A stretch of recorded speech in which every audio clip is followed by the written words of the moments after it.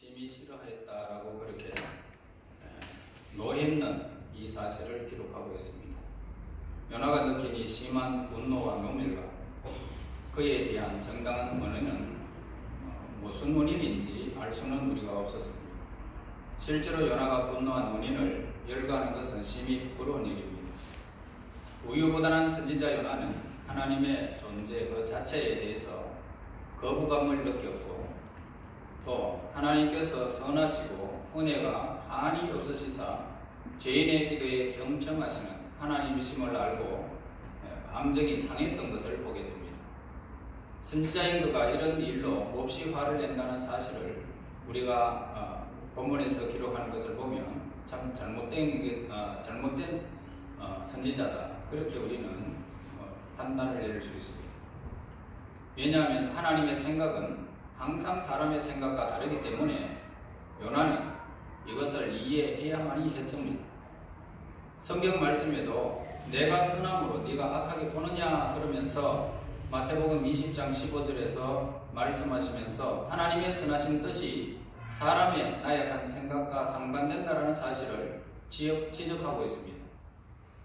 요나는 니느웨 성의 이 육축과 12만 여명의 이 가치를 존중하고 이전에 자신의 그 자부심과 명예를 더 소중하게 여겼던 것을 보게 됩니다.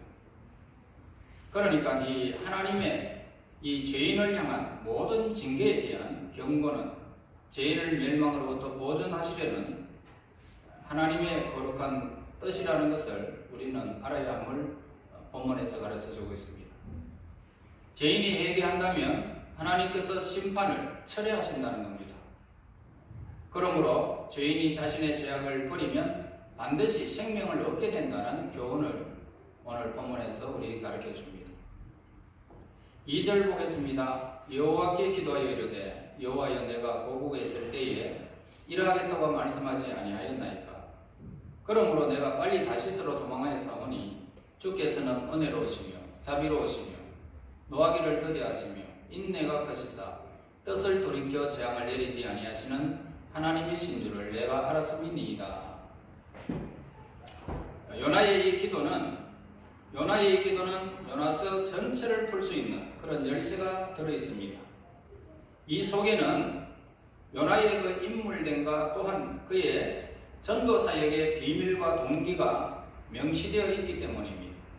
하나님께서는 요나를 니느웨로 보내셔서 피해서 니느웨 사람들에게 그들의 범한 죄악의 결과로 멸망을 당할 것이다 그러면서 경고를 백성들에게 선포하라라고 하나님이 명령하셨습니다. 니느웨 사람들은 드디어 자신들의 날이 다가왔음을 확신하고는 자신의 죄의 대가를 받을 준비를 하고 회개하면서 모든 악한 길에서 돌이키는 모습을 우리는 보게 됩니다. 그들이 자신의 이 행한 죄악의 길에서 돌이키는 것을 감찰하신 하나님께서는 요나서 3장 10절에서 하나님이 그들이 행한 것 곧 그 악한 길에서 돌이켜 떠난 것을 보시고 하나님의 뜻을 돌이키사 그들에게 내리라고 말씀하신 재앙을 내리지 아니하시니라라고 말씀하셨습니다. 그래서 이 말씀은 니느웨 백성은 이제 더 이상 죄인이 아니기 때문에 이후로는 죄인의 대우를 받을 수 없다, 이런 의미가 포함되어 있는 것입니다. 그러나 하나님께서 분노를 거두셨을 때에 이 요나는 하나님께서 분노를 거두셨다는 이 사실을 매우 싫어하고 경노했다는 것입니다. 요나는 하나님의 자비로우심에 분노하면서 하나님께 기도를 했고 자신의 불만을 토로했습니다. 그래서 요나의 기도 속에는 우리는 그가 분노한 이 숨겨진 내막을 우리가 엿볼 수 있는데요. 이제 우리는 화가 머리끝까지 미치민 이 사이에 기도를 올릴 때 마땅히 드려야 할 기도의 본질적인 요소를 벗어나서 더 큰 죄악을 범할 수 있게 된다는 사실을 우리는 깨닫게 되어지는 것입니다. 여러분, 분노하면서 하나님 앞에 나와서 안 된다 이 말이죠. 그럼에도 불구하고 요나의 기도는 하나님의 자비가 자신의 자비보다 훨씬 크고 광대하기 때문에 분노가 있다는 사실을 보여주고 있는 것입니다. 이러한 기도 속에서 그는 더욱더 많은 죄악을 행하게 되어졌다는 것을 보게 되는데요. 요나는 하나님의 자비가 자신의 자비보다 광대하기 때문에 분노했고, 또한 그의 하나님의 자비가 광대하시다는 이 사실을 알고 있었다는 이 사실 자체를 생각할 때에도 분노하였던 것입니다. 그래서 하나님은 자비하시고 오래 참으시고 그러면서 막 이렇게 분노를 토로하는 것을 보게 됩니다. 요나의 반항심은 하나님의 인간을 향한 그런 자비와 사랑으로부터 나오는 것입니다. 그러므로 요나가 진실로 두려워했던 것이 뭐냐면, 하나님께서는 너무나 친절하시기 때문에 그 약속을 지키실 수 없는 분이라는 사실을 말씀하고 있습니다. 재앙을 내리라 그러면 니네에 그냥 사급해버리면 좋겠는데 그렇지 않다 말이에요. 너무 친절하다 말이에요. 만일 니네가 멸망하지 아니하고 용서받게 된다고 해서 요나가 바보 같은 선지자다, 그런 평판을 얻어야 할 이유가 전혀 없잖아요. 어차피 선지자라는 것은 뭡니까?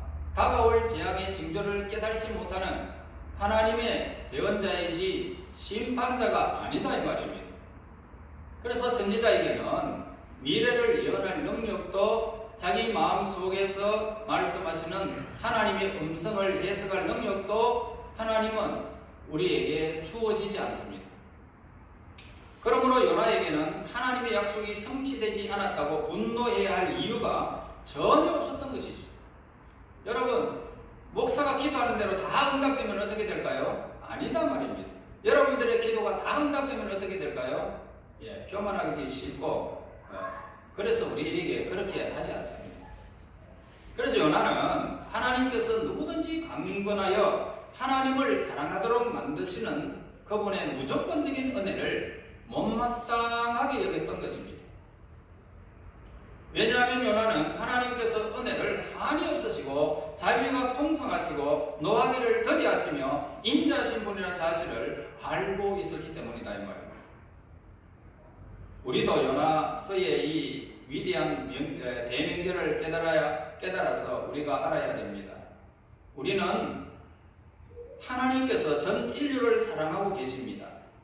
그리고 그 사랑은 인종과 신조를 초월하는 것임을 우리는 알아야 된다 이 말입니다. 뿐만 아니라 하나님께서는 어느 한 사람도 멸망하지 아니하고 하나님께로 돌아올 것을 바라고 계신다는 사실을 믿는 사람이 되어야 됩니다. 3절 보겠습니다. 여호와여, 시작. 여호와여, 나는 이에게 생명을 부어주시고 사는 것보다 주시는 요나는 하나님을 원망하면서 이제 사는 것보다는 죽는 것이 더 낫겠다라고 기도하고 있습니다. 요나의 사역은 여러 가지 면에서 살펴볼 때에 매우 희귀하고 두려운 것이었습니다. 그러나 하나님께서는 요나의 사역을 통해서 니느웨 백성의 회개를 촉구하셨는데 이것은 하나님의 자비의 표현이었습니다. 요나는 예초에 이 사실을 알고 있었습니다. 하나님께서는 이 목적을 성취하시기 위해서 다른 사람이 아닌 요나를 선택하시기 때문에 그가 다시스로 도망하는 길목에서 그를 다시 불러서 재차 니느웨로 가라는 명령을 하셨습니다. 요나서 3장 2절에 일어나 저 큰 성읍 니느웨로 가서 내가 네게 명한 바를 그들에게 선포하라 명령하십니다. 하나님께서는 니느웨 백성들에게 베푸신 자비는 요나의 비위를 몹시 거스렸고 심한 분노를 하나님으로부터 터뜨리는 모습을 보게 됩니다. 니느웨 백성에게 하나님께서 자비를 베푸신다면 멸망을 예언할 이 선지자로서 자신의 체면이 손상될 것뿐만 아니라 결국 자기는 바보 같은 짓을 한 것에 불과하게 되므로 요나는 번뇌했고 억울함에 쌓이게 되었다는 것입니다. 또한 니느웨 백성이 회개하여 다시 번성하게 되는 것은 절대로 좋은 일이 되지 않았다는 요나의 판단이었습니다. 그래서 요나는 니느웨 사람들이 멸망에 대한 경고를 받지 못한 상태에서 멸망해버리기를 요나는 원했던 것입니다. 요나가 성 동편 빈터에 앉아서 성을 바라볼 때에 그의 마음에는 니느웨 성이 멸망할지도 모르겠다, 한 가닥 희망을 가지고 멸망의 순간을 지켜보고 있었다는 것입니다. 요나의 이러한 희망 속에는 형제의 우애가 전혀 없고 동정심이라고는 전혀 찾아볼 수가 없는 선지자의 모습을 보게 됩니다. 하나님께서는 자비로우셔서 징계를 싫어하십니다. 용서하시기를 기뻐하십니다. 복을 내려주시기를 하나님은 기뻐하십니다. 그러나 요나는 그러한 무한한 하나님의 자비 앞에서 분노하게 되었고 심지어는 죽기를 원했습니다. 하나님의 자비를 그는 사는 것보다 죽는 것이 내게 낫습니다 라고 그렇게 그의 사생결단하면서 하나님을 향하여 분노를 퍼뜨리는 모습을 보게 됩니다. 상하고 실망한 영혼의 초조하고 예타는 고백임을 알 수 있는데 이 요나의 번뇌에 섞인 기도는 우리에게 과연 살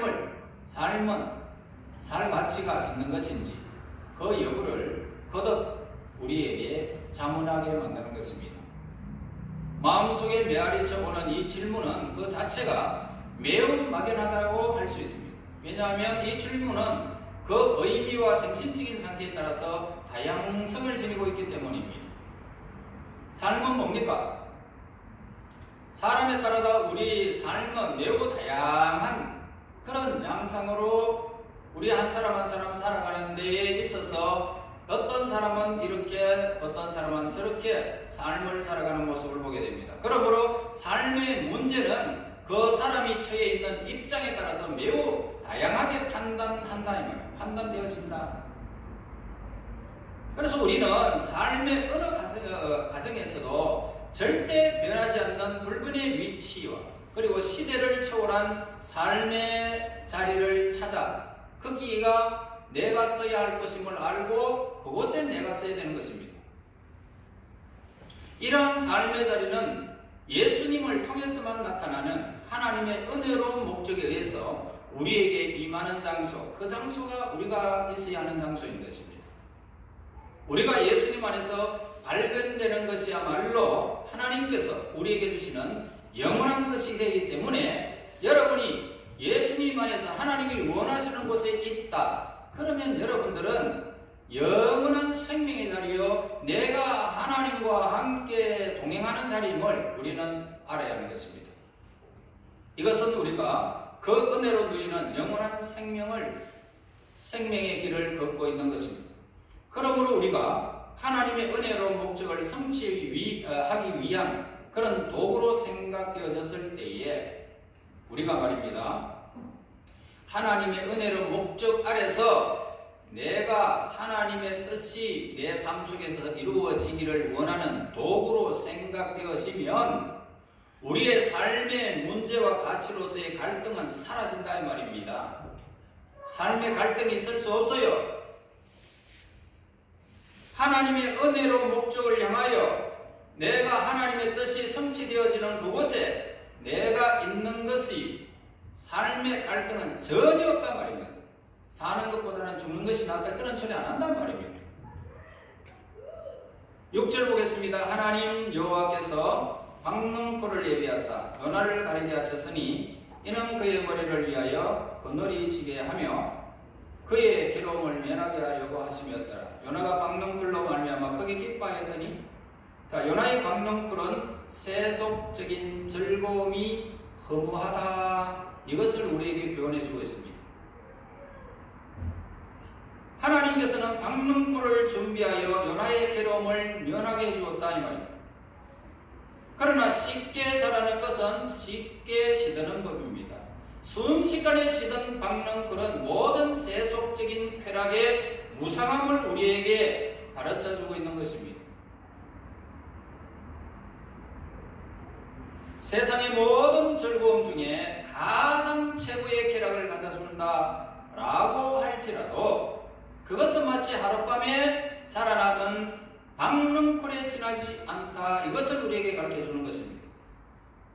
그러므로 우리는 부패와 허영으로 뿌리를 내리고 있는 쾌락의 나무 전체를 알고요 경계에 경계를 더해야 됩니다.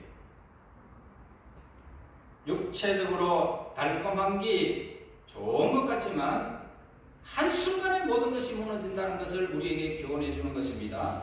그러나 즐거움은 그 자체가 가치 있는 것은 사실입니다만은 우리에게 순간적인 그런 기쁨을 주는 존재가 즐거움이라는 사실을 우리가 부인할 수는 없단 말입니다. 그러나 우리 앞에 펼쳐지는 모든 형상은 꿈과 같은 일장춘몽에 지나지 않는다. 무슨 말이냐면 한밤의 꿈은 우리에게 즐거움은 줄 수 있지만, 꿈꾸는 동안에는 즐거움을 줄 수 있지만 깨고 나면 그뿐이다 이 말입니다. 일장춘몽. 즐거움의 나무는 그 뿌리를 그 이상 내리고 있다는 사실을 망각하지 말아야 된다 이 말입니다. 벌레들이 몸을 숨기고 있다. 박넝쿨이 있다면 벌레도 하나님이 준비하셨다 이 말입니다. 제약은 우리의 행복을 무너뜨립니다. 우리의 세상의 위안을 사멸시키는 독침이 제약 가운데 있습니다. 즉 세속적인 즐거움을 상실할 때에 사람은 누구나 어떻게 됩니까? 돈 있던 사람이 사라지면 고통을 느끼게 되죠. 건강하다가 내 삶이 병들어지면 정말로 고통스럽습니다. 자식들이 잘 되다가 허물어지면 기가 찬 이야기입니다. 그러므로 하나님은 박넝쿨을 그렇게 예쁘고 위안이 되었던, 행복했던, 즐거움이었던, 쾌락이었던 그 박넝쿨을 하루아침에 벌레를 준비하셔서 싹 없애버려요. 그러니까 박넝쿨을 준비하신 하나님은 벌레도 준비하셨다. 우리가 바라는 상식적인 축복이 우리에게 임했을 때에 우리는 그것을 어떻게 합니까? 행복하다. 이 시간이 지속되어졌으면 좋겠다. 그렇게 여깁니다.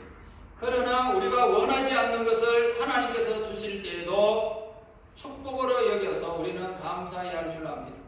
나는 이거 싫은데, 그러나 하나님이 나에게 선 것도 먹어라 그러면 우리는 하나님 앞에 하나님 좋은 것을 준비하실 줄도 믿습니다. 감사합니다. 감사해야 된다. 왜냐하면 우리는 고통의 본질적인 의미를 모른 채 고통의 외양과 가슴만 보면서 이 세상에는 하나님이 존재하지 않는 것처럼 느끼는 것입니다. 그러나 하나님의 허락 없이는 우리가 고통도 복도 받을 수가 없다 이 말입니다. 여러분 박넝쿨은 하룻밤에 다 자랐다라고 성경은 말하고 있습니다.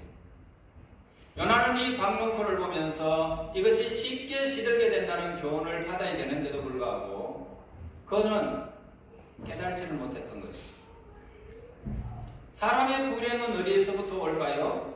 사람의 불행, 사람이 변화무성한 세속적인 피조물에 각별한 관심으로 집착하는 데 모든 불행이 시작되는 것입니다. 여러분 행복이 지속되는 것 같지요? 아닙니다. 그러므로 하나님만이 우리의 유일한 목적이 되어야 됩니다. 하나님만이 나의 유일한 목적이다. 하나님께서는 우리에게 시련을 주시는 이유는 우리가 시련을 통해서 자신의 그릇된 것을 끊어버리고 그리고 교정시켜 결과적으로는 하나님 나라에 합당한 사람이 되게 하려는 의도가 거기에 있는 것입니다. 하나님의 계획이 거기 있다 이 말이에요. 예수님은 너희 눈이 범죄하면 눈 하나 빼뿌라, 손 범죄하거든 손 하나를 잘라버리라. 장애인으로 천국에 들어가는 것이 멀쩡하게 건강한 몸으로 지옥불에 들어가는 것보다 낫다. 다리가 범죄하거든 가지 못하는 곳에 가거든 다리를 잘라버려라. 절뚝거리며 천국 가는 게 낫고 눈 하나 없어가지고 천국 가는 게 낫지, 이 세상의 즐거움을 다 누리면 사지가 멀쩡한 가운데 지옥불에 던져지는 것보다 낫다. 그러므로 너희는 무엇을 먹을까 무엇을 입을까 염려하지 말아라. 여러분 하나님은 우리에게 이 세상에서 살아가는 날 동안 고통도 주시고 박넝쿨도 주시고 벌레도 예비하셨습니다. 그러므로 좋은 것 있을 때에 거기에 우리는 빠지지 말아야 되고 슬픈 일이 있어도 치우치지 말아야 되는 것입니다. 어떤 일이 있어도 우리는 요나처럼 사는 것이 죽는 것보다 무하다고 그렇게 말했으면 안 되겠죠. 사는 것보다는 죽는 것이 낫겠습니다 라고 고백하지 마시고요. 하나님 사나 죽으나 우리가 주의 것입니다. 하나님의 것입니다. 고통도 하나님의 것이고 이 땅에 주어진 모든 행복도 하나님의 것인데 내가 사나 죽으나 하나님의 것입니다. 이 고백이 저와 여러분이 있어야 됩니다. 그러면 갈등이 생기지 않습니다. 전혀 갈등이 생기지 않습니다. 그러므로 하나님은 자비로우셔서 하나님께서는 모든 것을 합력하도록 해서 영원한 안식의 날에 도달하도록 우리를 인도하시는 분이십니다. 이 세상은 모든 것이 변하고 있습니다. 언젠가는 박릉불처럼 다 시들어버릴 세상이 지금 저와 여러분이 사는 세상입니다. 그러므로 지금 변하고 시들어지고 가는 것들이 가득 찬 것이 이 세상이죠. 그러나 신앙은 어떤 악이라도 침범하여 빼앗을 수 없는 영혼의 만족을 가져다 주는 것입니다. 염려와 시련의 벌레를 뿌리를 갉아먹어서 박릉불이 시들어도 모든 자연에 충만한 것들이 죽음의 행로로 달려갈지라도 만물이 거칠게 멸망한다 해도 신앙의 전생갑주를 입은 사람은 마음에 무궁한 행복을 누릴 수 있다 이 말이에요. 세상에 살아가면서 고통 중에 원망하지 마시고 만물을 신앙 안에서 인간의 악녀성을 뛰어넘는 하나님 예수님을 바라보면서 세상을 이김으로 하나님을 자신의 분깃과 재산의 선택임을 여러분 우리는 알고요. 여러분들에게 응한 일이나 고통이나 모든 것이 협력해서 하나님의 은혜로우신 하나님의 계획 아래 내 삶이 있기를 원합니다. 그 고백 아래 여러분의 삶이 있었어요. 감사가 넘치고 합력해서 선을 이루시는 그 하나님을 바라보며 내 잔이 넘칩니다. 눈물의 고백이 저와 여러분이 있어서 행복한 삶이 지속되기를 예수 이름으로 축원합니다. 하나님 아버지 감사합니다. 찬양과 경배를 드립니다. 수많은 일들이 하나님의 계획 아래 있다는 사실을 깨닫게 됩니다. 박능크를 준비하신 하나님 또한 벌레도 준비하신 줄로 믿습니다. 아버지 쾌락이나 행복이나 고통이나 번민이 다 하나님께로부터 온다는 사실을 저희들이 깨닫게 됨을 감사합니다. 이제 하나님이 우리의 분깃과 최상의 선택임을 알고 감사가 넘치는 행복한 삶을 누릴 수 있도록 우리 하나님의 사람들을 도우시옵소서. 예수님 이름으로 기도하옵나이다. 아멘.